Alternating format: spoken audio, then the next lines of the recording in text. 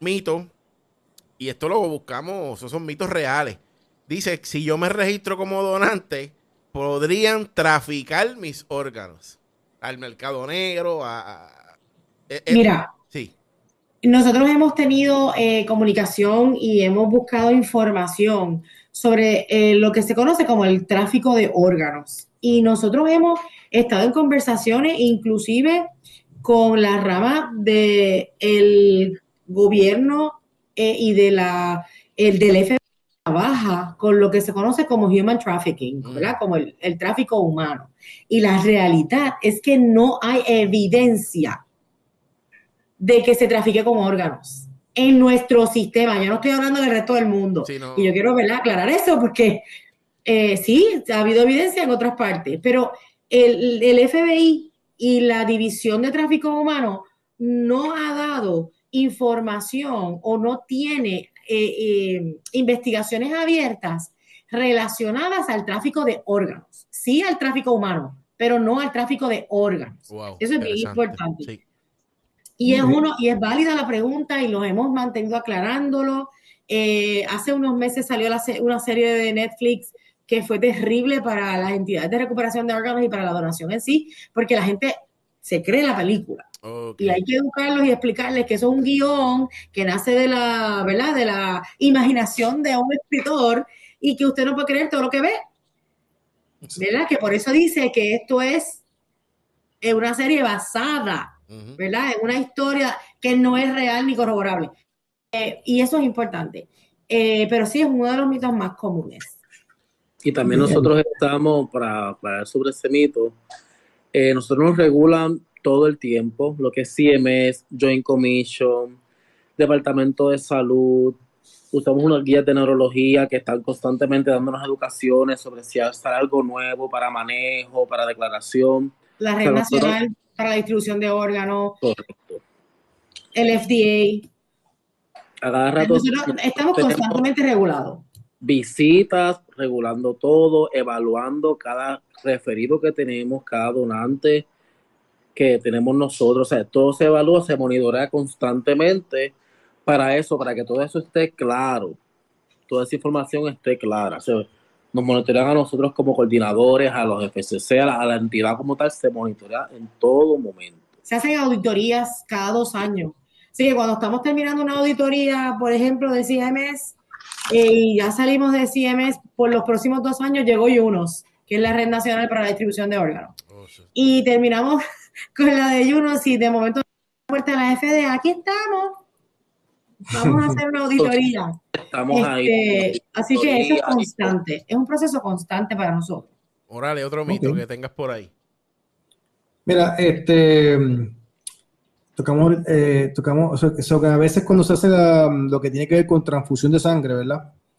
Pues hay ciertas pues, creencias religiosas como que no aceptan transfusión, ¿verdad? Pues, que la que más conocemos aquí, por lo menos yo, es la de Testigos de Jehová.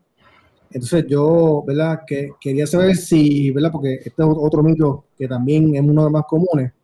Este, dice, las creencias religiosas prohíben la donación de órganos. ¿Tú sabes? En ¿Qué su tal común es mayoría, esto? en su mayoría, todas las religiones se han expresado en favor de la donación de órganos. Ok. Por ejemplo, los testigos de Jehová, que tienen sus creencias particulares sobre la donación de sangre, ¿verdad?, las transfusiones de sangre, no tienen problema con la donación de órganos. Ok, eso es ¿Okay? interesante. Okay. Ellos creen en la donación y nos permiten educar sobre la donación de órganos y dejan ¿verdad?, a cada uno de sus miembros que practican sus creencias decidir sobre la donación de órganos. Los judíos, por ejemplo, en sus áreas más, hay unas ramas de la religión judía que son un poco más conservadoras que otras. Hasta los más conservadores, lo consideran un mitzvah, que es un deber, ¿verdad? Así que la mayoría de las religiones se han expresado a favor.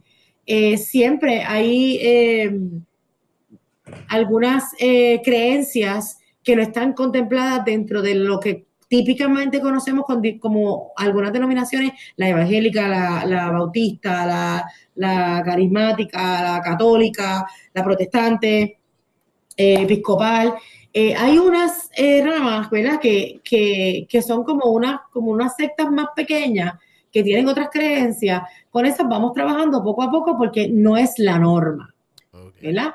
Y se va trabajando para aclarar todas sus dudas y que puedan entender el proceso y lo importante del proceso. La mayoría de las religiones basan su doctrina y sus creencias para el prójimo en ayudar, en servir, y la donación no es otra cosa que servir y amar al prójimo. Sin duda. Porque está tratando de ti para salvar la vida de otra persona.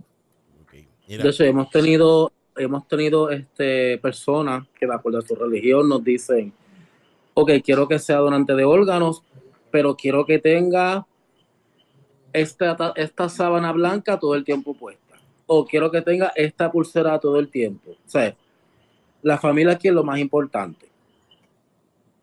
Cuando el FCC habla con la familia, él absorbe toda esa información, creencia, que la familia quiere, que la familia no quiere.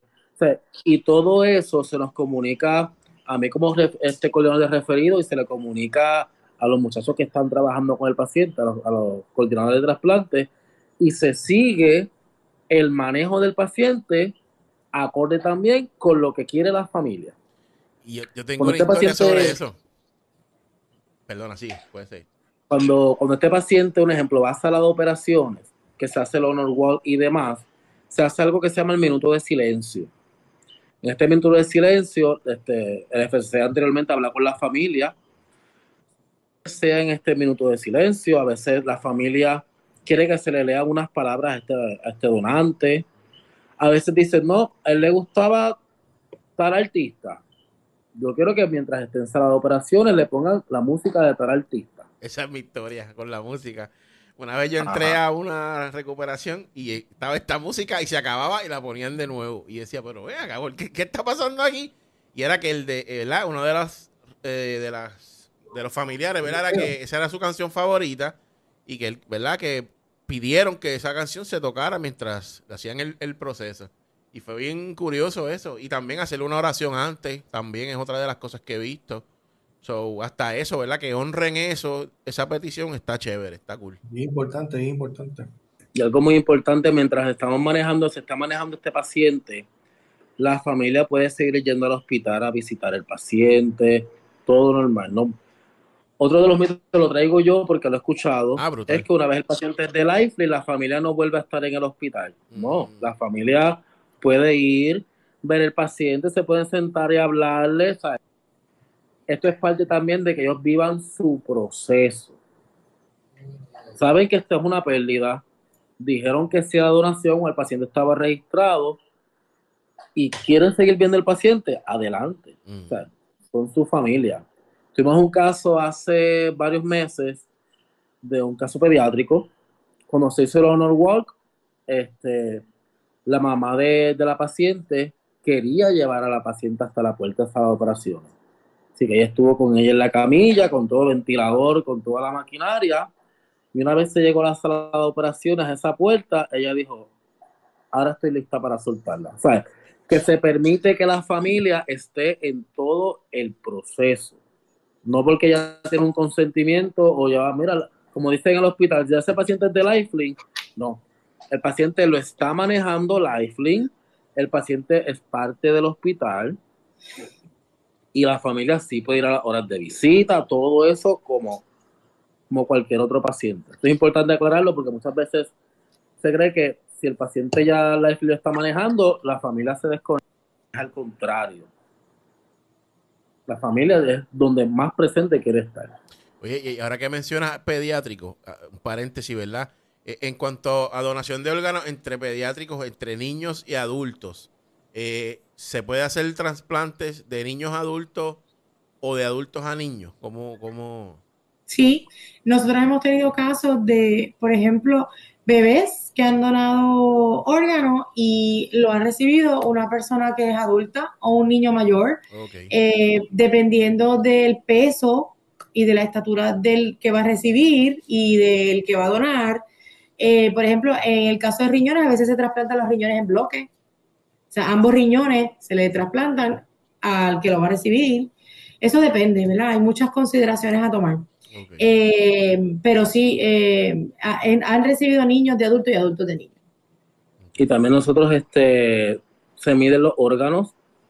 Cuando se le hace un CT a un paciente, hay unas herramientas abajo que, no sé si han ido a CT con los pacientes, que cuando usted está viendo que le está haciendo en el CT, abajo salen diferentes, unas flechitas, una regla, etcétera. Ujú. Eso se utiliza para cuando el radiólogo mide el órgano. Y entonces ahí también se evalúa, durante estamos en el manejo, el recipiente y el donante, si cabe en esta cavidad, si no cabe. Así que por eso es que, sí, como dice María, peso y estatura, y más se mide el órgano para saber si ese órgano va a caber en la cavidad que necesita ese recipiente. Ok. Igual que, por ejemplo, hay órganos como el hígado, que en muchos casos existe la donación en vida de riñón, porque tenemos dos, podemos en vida donar un riñón, Cierto. y en el caso del hígado es un órgano que se regenera. Así que ya hay varios centros de trasplante en los Estados Unidos que están realizando trasplantes de hígado de donantes vivos, porque puede, ¿verdad?, extraerse un pedazo del hígado de una persona viva para trasplantarlo a un paciente que lo necesita. Eso todavía no todos primero que no todos los centros de trasplante lo hacen, pero hay ya varios centros en los Estados Unidos que lo ¿Tienes alguna pregunta, Morales? Yo tengo otra sobre pediatría. No sé si quieres. ¿Tienes alguna? No, básicamente, no, en cuestión de, ¿verdad? En otro mito que vamos a estar tocando es porque, eh, pues, las familiares siempre tienen como que, de familiares no, sino nosotros todos queremos como que cuando, ¿verdad?, fallece alguien, hay muchas personas en Puerto Rico que quieren el proceso de lo que es el funeral, quieren velar a su familiar, ¿verdad? Ujú. Entonces, aquí entra el próximo mito que sería la donación desfigura el cuerpo y no se puede hacer un funeral abierto. La donación no desfigura el cuerpo, ¿verdad? Un paciente que ha donado sus órganos, en la cirugía es una cirugía cardiotorácica, como lo puede ser una cirugía a corazón abierto. Así que nadie tiene que saber que esa persona donó sus órganos.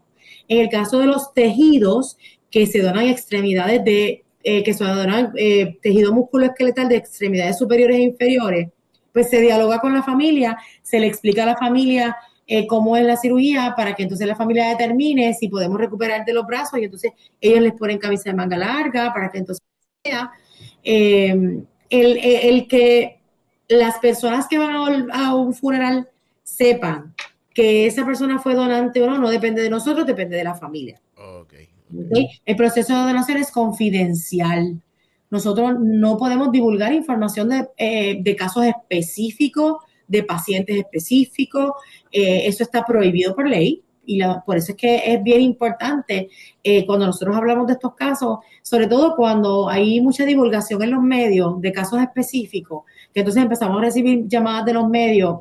Es para nosotros bien difícil poder aclarar todas sus dudas porque este proceso es confidencial. Y yo no puedo hablar de un caso específico, aunque haya salido en todos los periódicos. Ok. ¿Verdad? Tengo una responsabilidad con esa familia que está pasando por un proceso difícil. En muchos casos tenemos autorización de la familia para divulgación de medios. Pero aún así nos mantenemos firmes en que no vamos a dar información hasta tanto el proceso concluya. En primer lugar, porque no sabemos cómo va a ser el resultado. En segundo lugar, porque no tenemos la información de golpe, porque este proceso se va dando poco a poco. Lo más importante, esa familia está atravesando un proceso de duelo, no necesita que la prensa le caiga encima, no necesita que la gente vaya a hacerle preguntas, ellos están pasando por la pérdida de alguien que aman, eso hay que respetarlo. Entonces, si yo doy, en la medida en que yo doy información, van a ir a preguntar. Mientras que si nos mantenemos tranquilos y callados, mantenemos el proceso confidencial, se le da espacio a esa familia y una vez concluye el proceso, con muchísimo gusto les dejamos saber que esa persona que falleció salvó tantas vidas. Y lo vamos a hacer con gusto porque la familia nos ha autorizado. Ujú. Pero mientras tanto, preferimos mantener el proceso lo más anónimo posible y lo más confidencial posible, más que nada para cuidar a la familia. Ok. Ya casi nos acercamos al mito número 1, el que todos queremos saber, pero tengo uno antes. Sobre los jóvenes, ¿es cierto que solo los jóvenes son donantes de órganos? ¿La edad es una barrera, es un factor que impida que alguien sea donante? Mira, nosotros hemos roto con esa barrera, Ok. ¿verdad? La población puertorriqueña es una población de adultos mayores. Antes, hace muchos años, cuando yo empecé en Lifelink hace 20 años, la mayoría de nuestros donantes estaban entre los 20 y los 35 años. ¿Verdad? Y tú podías oír a gente decir, muchachos, los accidentes de Fortrack, María, el accidente motora, mira que los tiros, que no sé qué, que hoy en día eso ha cambiado porque nuestra población ha cambiado. Exacto. Nosotros cada día tenemos una población más adulta. Tenemos gente o muy joven o gente muy adulta, ¿verdad? Y la mayoría de nuestros donantes son pacientes adultos mayores. Nosotros hemos tenido donantes de 80, 85 años. Y esas personas han salvado vidas. Mira, yo te diría que no hay, ¿verdad? Qué satisfacción tan bonita para un hijo que saber que tu papá o tu mamá fallece a los 80 y tantos años y donó órganos y le salvó la vida a alguien. O sea, eso para mí como hija sería algo que me daría tanta satisfacción y tanto orgullo. Pensar que en el ocaso de su vida, ya, cuando uno dice, ay, ya está viejito, porque tú oyes a muchos viejitos decir, ay, mi hijo ya no sirvo para nada. Ay, mi hijo, ya lo mío no sirve, mis órganos no sirven. Así nos dicen todo el tiempo cuando estamos educando. Y cuando les contamos estas cosas que pasan, de que adultos mayores de 80, 85, 65, 70 donan órganos, ellos mismos dicen, ¿cómo? Pues entonces vamos a registrarlo porque a lo mejor de aquí algo sirve. Y eso nos llena de mucha satisfacción porque le estamos dando como un airecito a ellos de que todavía ellos también pueden ayudar a salvar vidas y se ponen contentos cuando se pueden registrar. Eso está chévere. De hecho, trajiste, y perdona que te interrumpa, trajiste lo de si se sacan todos los órganos o no. Hemos tenido pacientes jóvenes, que todo paciente es individual. Cada caso lo vamos a hablar de una manera individual, porque, como dice Maresa, nuestra población mayor en Puerto Rico son adultos viejos, es el término también correcto. Sí. Y estos pacientes también tienen unas comorbilidades. El enfoque de nosotros sería recuperar el máximo de órganos que se pueda en la persona, pero siempre tomamos en consideración cómo esté la función de cada órgano. Un paciente en fallo renal crónico no puede donar un riñón. Y hemos tenido muchos pacientes, adultos mayores, adultos viejos, con fallo renal crónico, que obviamente el riñón no lo podemos recuperar, pero le funciona el hígado. O sea, hemos tenido pacientes jóvenes que han tenido múltiples traumas, ya sea por tiros, puñaladas, etcétera. Vemos si ese trauma que sufrió ese paciente, qué órgano me afectó.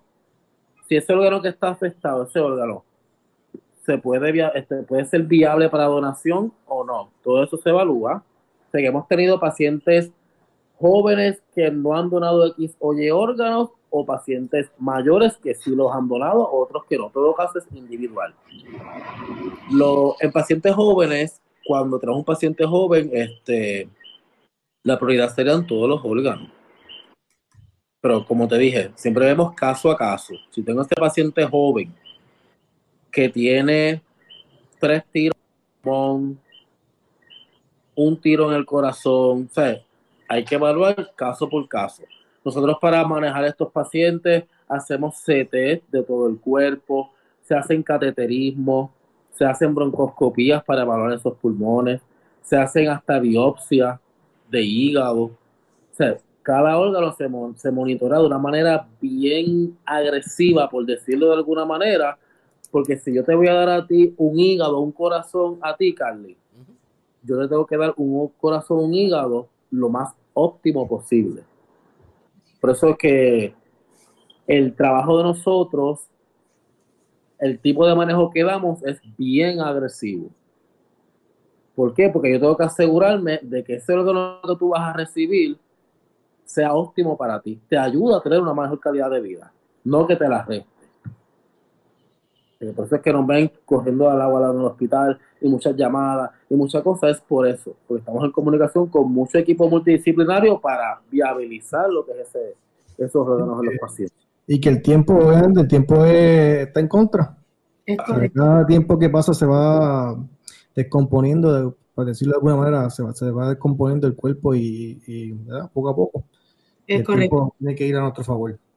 Tú sabes que, Y todavía tengo tantas preguntas, pero ya pasamos la hora. Rápido. ¿Quién tiene más posibilidades de recibir un trasplante, un niño o un adulto? ¿Qué casos son más difíciles o no hay diferencia en eso?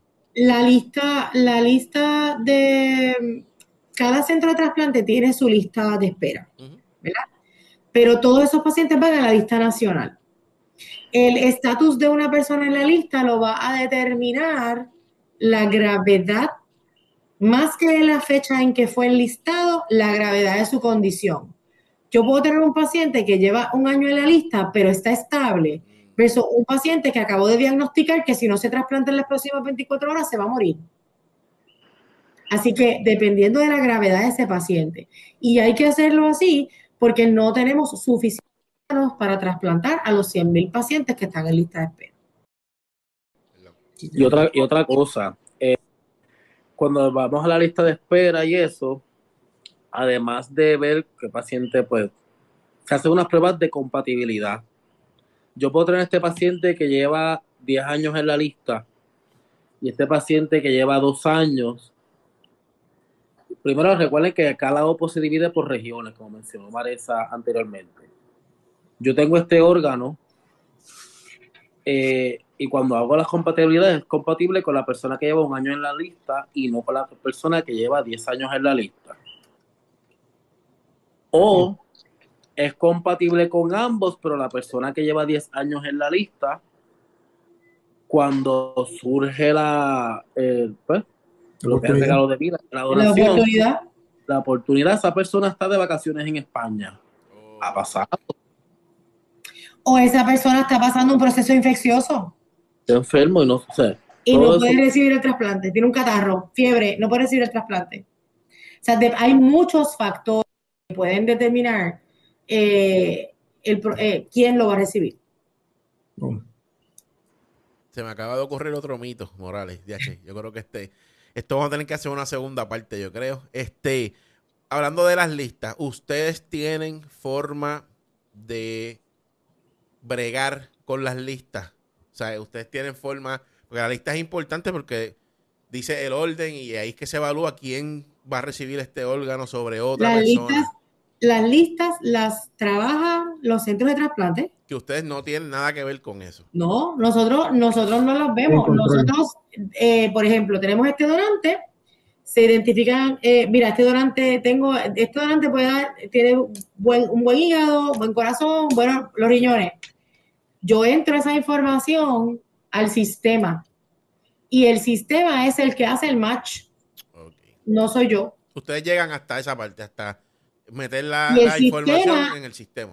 El sistema es el que me dice, mira, el próximo paciente compatible está en auxilio mutuo y auxilio mutuo aceptó el órgano. Wow. Auxilio mutuo lo declinó porque el paciente que ellos tienen en lista está enfermo. Vamos con el próximo. Y así. La EFLIN se encarga de la recuperación de órganos, no de trasplantarlo. El centro de trasplante tiene un equipo que se encarga de acceder a lo que es la lista de UNOS y entonces ellos hacen el trasplante. Nosotros recuperamos el órgano, lo presentamos, como dijo Marisa, al sistema de UNOS y ellos van diciendo, ok, esta región es Puerto Rico y las Vírgenes Americanas, en esta zona está esto y esto y esto. Y nos dicen, mira, Auxilio Mutuo aceptó el hígado. Auxilio Mutuo se comunica con nosotros. Ellos pueden que pidan unos estudios específicos, biopsia, laboratorios específicos, ¿sabes? Pero ellos son los que se encargan de decirle al recipiente, mira, apareció un órgano para ti, de hacerle el trasplante y todo. Nosotros solamente hacemos la evaluación con el hospital de este paciente con criterios de referido, lo que es muerte cerebral, asistir al hospital, y entramos entonces en lo que sería el manejo y recuperamos. Nosotros recuperamos y nos aseguramos de que el centro de trasplante lo reciba, ya sea porque ellos envían el team de ellos a recuperar el órgano o porque nosotros le entregamos el órgano. Ok. Bueno, yo creo que vamos a entrar ya al mito Al mito final. todos hemos escuchado eso de recuperación de órganos, eso de donación de órganos, eso es un negocio. Yo lo he escuchado muchas veces y yo creo que aquí esta pregunta va en 3 partes para poder entender cuando ustedes respondan a la gran pregunta. ¿Es la donación de órganos un negocio? Yo creo que debemos empezar preguntando porque obviamente los coordinadores, la tanatóloga, todos reciben un sueldo. ¿Quién paga? En este caso Lifelink, ¿verdad? Que fueron la gente que quiso, ¿verdad?, hablar. ¿Quién paga el proceso de Lifelink? ¿Quién le paga a los empleados? ¿Quién le paga al tanatólogo? ¿Quién le paga? ¿Quién paga? ¿Quién costea eso? Ya entrando en el tema del negocio de el Departamento de Salud Federal ha identificado la escasez de órganos para trasplantes como un problema de salud pública. Y se han desarrollado mecanismos para equiparar los gastos de las entidades de recuperación de órganos. Por lo tanto, ellos reembolsan a las entidades de recuperación de órganos lo que la entidad invierte en el proceso. De la misma manera, el hospital paga, ¿verdad?, los planes médicos, porque no lo pagan, ¿verdad? Este mito de que la gente no se trasplanta porque no tiene dinero para trasplantarse no es correcto. Las personas no se trasplantan porque no hay suficientes órganos para trasplante. Tú puedes ir y sentarte en la sala del Centro de Trasplante de Auxilio Mutuo y contar cuántas personas ricas hay allí y adineradas. Y te vas a sorprender. Son personas como tú y como yo. Los planes médicos en su mayoría cubren los trasplantes. Y los que no los cubren, el paciente que tiene un plan médico que no lo o que no tiene un plan médico. Ajá, la cubierta catastrófica cubre los trasplantes. ¿Ok? Así que ese paciente se hace todo el proceso para que entre dentro de la cubierta catastrófica del plan de salud. Ese paciente entra a Medicaid y a través de la cubierta catastrófica y Medicaid se paga el trasplante. ¿Ok? Así que cualquier persona puede ser trasplantada. Cualquiera. Inclusive paga trasplantes fuera de Puerto Rico. No solamente aquí. No solamente aquí, los paga fuera de Puerto Rico también. ¿Okay? Okay. Así que las entidades reciben fondos de Medicare, el paciente a través de la cubierta médica paga al hospital, porque no nos podemos olvidar que hay anestesia, que hay medicamentos, que hay sala de operaciones, que hay cirujanos, que hay toda una batería de profesionales que están ahí manejando ese paciente que va a recibir ese trasplante. Así que esto es como cualquier tratamiento médico. La diferencia es que el órgano es donado, pero lo demás funciona como cualquier tratamiento. Si tú tienes cáncer, te tienes que dar quimioterapia, exacto, tienes que pagar la quimioterapia. Es lo mismo. Vas al laboratorio, tienes que pagar un laboratorio. Vas a sala de emergencia, tienes que pagar un... So, es lo mismo, no hay diferencia entre una cosa y otra. Así es que funciona. Otra pregunta. ¿Tienes algo, Morales? Morales, no te duermas. Tírame una preguntita que tengo ya.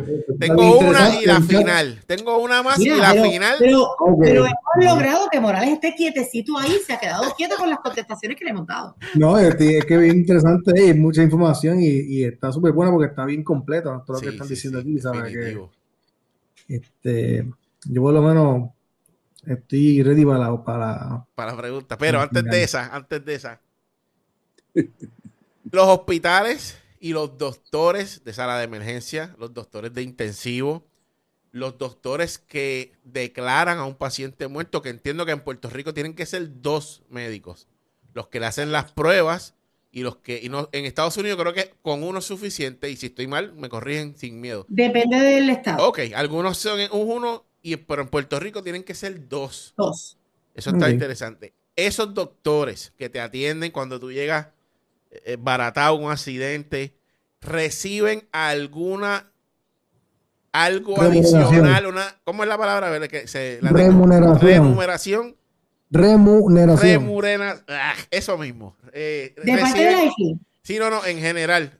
Por cada paciente que logran recuperarle órganos, ese doctor de sala de emergencia, el hospital, recibe algo adicional a lo que pues, se invierte en el tratamiento, en la sala de operaciones, sala de emergencia, reciben algo, incentivo adicional por lograr que un paciente se convierta en donante de órganos. Esa es una de las No, preguntas. Nada, no, absolutamente no. no. De hecho, siempre recalcamos y especificamos, la labor de los médicos es tratar a ese paciente que llegó allí y salvar su vida. Que para ellos no hace ninguna diferencia en su Ninguna trabajo ni en diferencia. su paga, por decirlo de una manera. Ninguna diferencia. Si ese Eso no paciente hace termina siendo un donante de órganos, no hay ninguna. Eso ninguna. es bien importante No aclararlo. hay ninguna. De hecho, algo que quiero añadir ahí, Sí, el diagnóstico de muerte cerebral es un diagnóstico médico. Ujú.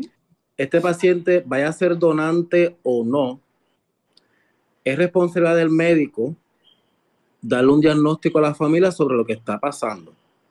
Y si el diagnóstico es muerte cerebral, tiene que dar el diagnóstico de muerte cerebral. Eso no significa que el paciente, como esté en muerte cerebral, va a donar o no va a donar. ese proceso es No. para todo el mundo, no solamente para Para pacientes. todo el mundo que llegue a ese diagnóstico. Exacto. Tengo a este paciente con un trauma en cabeza, que me hizo un sangrado, un CT scan catastrófico, le hace un apnea test, el paciente llega a muerte cerebral, el deber del médico es reunir a la familia y explicarle, esta persona llegó por esto, se hizo esto, luego de estas pruebas se determinó que el diagnóstico de ahora es muerte cerebral. Porque la familia tiene que saber qué es lo que está pasando médicamente con el paciente. Y eso es responsabilidad del médico, no nuestra. Sí. No tiene que ver con... Okay. Que el médico no porque diagnostica un paciente de muerte cerebral significa que va a tener alguna remuneración de Lifelink. No. Algo que también aclara. Ese médico que hace la declaración de muerte cerebral, esos dos médicos, no pueden interferir en el trabajo de Lifelink. De hecho, ningún médico. ¿Pero a qué voy? Nosotros hacemos broncoscopía, cateterismo, biopsia, diferentes estudios, diferentes cosas para mantener a ese paciente en un estado óptimo. Ya cuando el paciente es, como dicen en el hospital, ya cuando el paciente es de Lifelink. Los médicos que hacen eso son médicos que quizá muchos de ustedes conozcan, porque son médicos que trabajan en Puerto Rico, en hospitales de Puerto Rico. Son consultores de Lifelink. ¿Qué pasa? Yo, como coordinador de referidos, también el equipo de Lifelink tiene que asegurarse que ese médico que me va a hacer esa línea central, esa broncoscopía, esa biopsia, no tiene que ver nada, no tuvo que ver nada con el proceso declaratorio. Que no hay un conflicto ahí. No hay un conflicto. Los médicos que hicieron la declaración de muerte cerebral, hasta ahí llegaron a su diagnóstico final, que es muerte. Entra Lifelink con un equipo aparte a lo que sería el manejo del paciente para la habilidad de los órganos. No es que voy a ser médico que me declaró el paciente, me va a hacer una línea central. No. O sea, ellos terminan ahí. Y como dije, aunque el paciente... Importante también que desde el momento en que Lifelink asume la responsabilidad de ese donante, de ese paciente que falleció, porque ya la familia tiene conocimiento, ya la familia afirmó como que tiene conocimiento que nosotros estamos trabajando ese caso y ese caso es nuestro.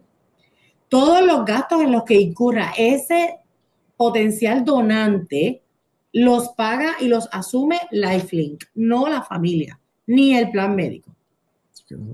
Muy importante. Y ese es el dinero que nos reembolsa Medicare. Ya está, yo creo que ya vamos a llegar al mito final. Si yo llego embaratado a sala de emergencia, y era importante hablar de cómo se pagan las cosas, de si se recibe algo adicional por lograr o que un paciente de X hospital termina siendo un donante, porque mucha gente, esto yo lo he escuchado desde que yo tengo uso de razón, que dice, no, si eres donante y llegas malherido a sala de emergencia y en tu licencia ven la Y, ¿verdad? El corazoncito con la Y, y ven que tu recuperación va a tomar más tiempo o más recursos, que es más fácil dejarte ir para recuperar tus órganos. Mucha gente tiene ese miedo. Este mito, ¿qué podemos contestarle a las personas que puedan pensar que por ser donantes... Te pregunto, referente a ese mito, luego de lo que hemos hablado aquí, ¿tú crees que vamos a dejar a esa persona morir en una esquina? No, yo creo que no, y por eso era el hecho de que para el ser humano, ¿verdad? Sabemos que hay gente buena, gente mala, incluyendo todas las profesiones, eso no importa. Yo creo que el dinero es una de las cosas que más corrompe. Y si esos doctores, escuchándolos a ustedes, no va a recibir absolutamente nada, no hay diferencia, el trabajo de ellos no cambia en nada. Nadie va a poner en riesgo tantos estudios de sacrificios por hacer algo así. Así que yo llegué a pensar eso en algún momento, soy bien honesto, antes de ser enfermero. Y de hecho, cuando empecé a ser enfermero, siempre tuve la duda de ¿será verdad esto? Pero cuando tú quitas el factor incentivo, factor de que yo gane algo, definitivamente no. O sea, yo, por lo menos de mi parte, no sé tú, Morales, si llegaste a pensar eso alguna vez y ahora escuchando a los compañeros, ¿tú crees que esto pueda pasar? Antes de que ellos nos den, ¿verdad? Pues fíjate, yo no, tú sabes, yo no tuve esa Nunca. duda realmente, como Ok. que no. Yo sí. Básicamente yo vine a saber de esto de la donación ya, digamos que noveno, décimo, Ok. y no, como que no profundizaba en eso, sino como que yo siempre pensaba, mira, pero si hay que donar órganos, pues ya iba a estar muerto. Se van ¿Sabes? a Como que perder, se van a van a perder como perder, quieran. ¿sabes? Como que nunca profundicé más allá cuando, ¿verdad? Cuando empecé a tocar este tema. Ya cuando uno entra pues, en la parte de enfermería, pues, y de por cierto, ¿verdad? Yo trabajé, en mis primeros años trabajé en sala de emergencia, pues que uno tiene que, ¿verdad? Pues uno tiene pues, mucho contacto con esto de la donación, ¿verdad? Porque cuando llegan con ciertas condiciones que tienen lo que se llaman, date un ejemplo, insulto neurológico, que vienen en ventilador, pues ya hay que empezar a hacer lo que es el referido. Temprano, el referido El referido temprano. temprano, ¿verdad? Para notificar, mira, pues tenemos esta paciente con tal condición y ahí pues se empieza a hacer lo que es la evaluación. Pues ya ahí pues empieza más bien como que también pues la curación. Como que, y es un tema súper interesante. Mire, y entonces, ¿qué ustedes le dirían a alguien que toda su vida ha pensado que te pueden dejar morir en una sala de emergencia porque eres donante? ¿Cómo usted se lo explicaría o cómo le diría que esto nunca ha sido así y jamás va a ser así? ¿Cómo usted se lo diría? Que Puerto Rico tiene un caudal de talento brutal, que tenemos unos médicos comprometidos, que tenemos médicos responsables, que saben cuál es su trabajo y cuál es su función, y que confíen en los médicos que los están atendiendo. Que sabemos que a veces la cosa se pone difícil, que la economía del país está dura, que a veces se habla mucho de cómo está la salud en Puerto Rico. Nuestros profesionales son unos profesionales de alto calibre. Nosotros tenemos grandes profesionales de la salud en Puerto Rico y tenemos que aprender a confiar en ellos. Y que este proceso está altamente regulado y que pueden sentirse seguros y tranquilos de cómo se lleva a cabo. Brutal. Elmi, algo que, ¿cómo tú se lo dirías, le explicarías a alguien? Que para regalar vida a alguien hay que salvar una vida, aunque la persona esté fallecida ya. Si yo tengo ese paciente que no lo cuido, que dejo que se muera en una esquina, como pues típicamente se piensa, no se puede recuperar nada, no puedo salvar otra vida. No tiene sentido entonces pensar eso. No tiene de hecho, nosotros tenemos unas guías de manejo, las guías de tecnología del 2023. Muchas estos referidos tempranos que tenemos, muchas veces cuando se comienzan a utilizar estas guías, el hospital empieza a utilizar las guías para optimizar a este paciente. Hay pacientes que se van para su casa sin el ventilador. Hemos tenido pacientes con sospecha de muerte cerebral por una sintomatología y gracias a las guías de manejo, estos pacientes se optimizan y no llegan a muerte cerebral y salen del hospital. Ya, qué brutal eso. Que eso quiero aclarar, las guías de manejo de nosotros no es para que el paciente fallezca, es para que ese cuerpo esté óptimo. En la muerte cerebral es un daño irreversible, que eso no hay marcha atrás. Muchas veces utilizamos estas guías, este paciente que puede desencadenar en muerte cerebral y gracias a las guías, al manejo que se le da al paciente, el paciente se recupera. Para que entiendan más sobre el proceso que nosotros hacemos en Lifelink, hay un video en YouTube, un cortometraje, luego les puedo enviar el link. Sí. Se llama Vidas Entrelazadas. Este cortometraje fue escrito por uno de los coordinadores de nosotros, el especialista Juan Vega. No es lo conoce. Yo lo conozco también. Pues él escribió este cortometraje que prácticamente resume nuestro trabajo. Brutal. Las cosas que discutimos aquí las van a ver ahí, como el minuto de silencio, la conversación con familia. Yo, de hecho, hoy di una conferencia en una universidad. Varias de las preguntas que ustedes me hicieron las hicieron unos estudiantes en la universidad. Okay. Y siempre que les hablo, pues, lo clínico y lo demás, les presento ese video porque muchas personas son más visuales y tienen que verlo más, más dramatizado para entenderlo. Claro. Así que yo los exhorto a que vean ese. ¿Cómo se llama ese de nuevo? cortometraje. Vidas entrelazadas. Ok, yo creo que va a aparecer en pantalla. Está bien. Sí, yo como quiera les envío el link. Okay. Sí, porque... para que lo puedan accesar.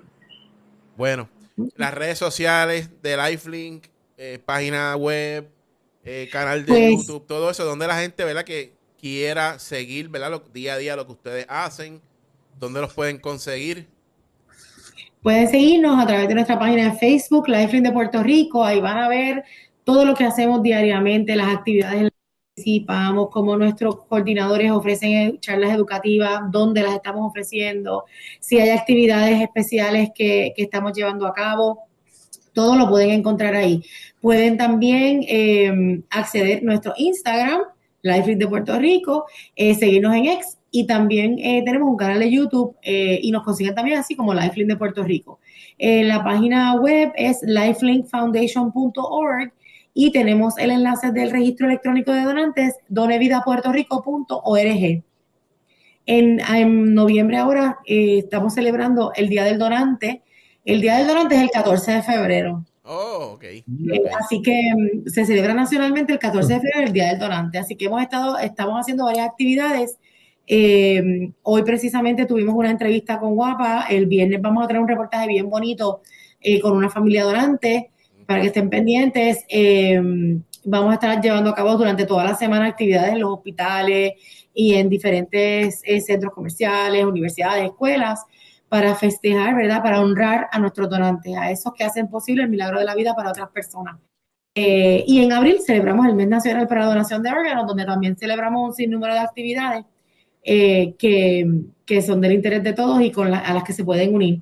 Y que no quiero, ¿verdad?, terminar sin darles las gracias por la oportunidad de, ¿verdad?, de estar con ustedes, de poder contestar este montón de preguntas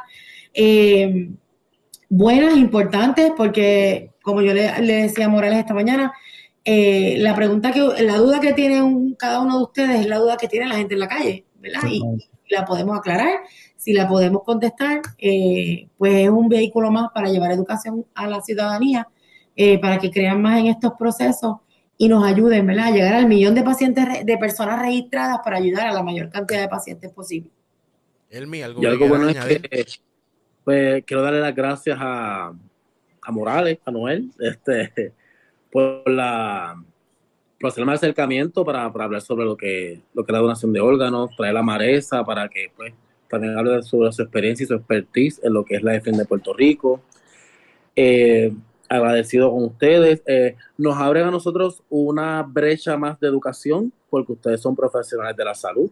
Ustedes están en constante manejo con estos pacientes potenciales donantes y el ver o el conocer cómo es que ustedes nos ven es importante porque sí damos educaciones sobre lo que es criterios de referido, manejo, etcétera, pero el traernos estas preocupaciones como que tenemos estos mitos, ustedes que son profesionales de la salud, pues nos abre una brecha como que siempre hay algo más que hacer. No, y aprender. Siempre hay algo más que aprender. No, nosotros esa oportunidad de que, tenemos que enfocarnos en no solamente en lo que hacemos, cómo nos ven en donde lo estamos haciendo, en los hospitales, en salas de operaciones, etcétera. Y esto es importante. No, discúlpame, no, que esto es importante también saber porque uno como, digamos así, como civil, las personas, los pacientes y tanto, y también como enfermero, porque muchas veces nosotros pues, hacemos lo que es el acercamiento a Lifelink, pero en cuestión de educar y eso, pues ya básicamente es como que ellos tienen, como tú mencionaste anteriormente, su personal que va a hacer este acercamiento inicial. So, que yo sé que de aquí va a haber mucha persona paciente, muchos hasta enfermeros que van a salir con menos dudas. O sea, que van a entender más del proceso, porque a veces, aquí hay un montón de cosas que yo escuché hoy, que yo como enfermero, llevo de enfermero, no sabía. O sea, uno sabe una parte del proceso como trabajado en esa emergencia, pero uno sabe como que una parte del proceso, pero no sabe cómo continúa y cómo termina. O sea, y ya aquí creo que me ha explicado hasta dónde llegan ustedes, qué es lo que ustedes hacen, qué es lo que ustedes, qué hacen médicos, y esto ha sido súper bueno para aclarar puntos de muchos puntos de vista. Y Estamos eso, de acuerdo. ¿verdad? Estoy bien agradecido con ustedes por eso, porque Sí, por sí. su tiempo, ¿verdad? Y estoy bien agradecido por esta oportunidad que ustedes nos han dado, ¿verdad? Para el canal. Y de verdad que ha sido muy enriquecedora esta información que ustedes nos han dado. No, Lo esto quedó. felicitamos por esta iniciativa porque es importante hablar en un lenguaje que la gente pueda entender. Y desde la perspectiva de ustedes, yo no soy enfermera, ¿verdad? Eso no es lo mío. Pero mi hermana es enfermera, estoy rodeada de enfermeros por todas partes. Todo el tiempo. Y los admiro profundamente porque hacen una labor titánica en nuestro país.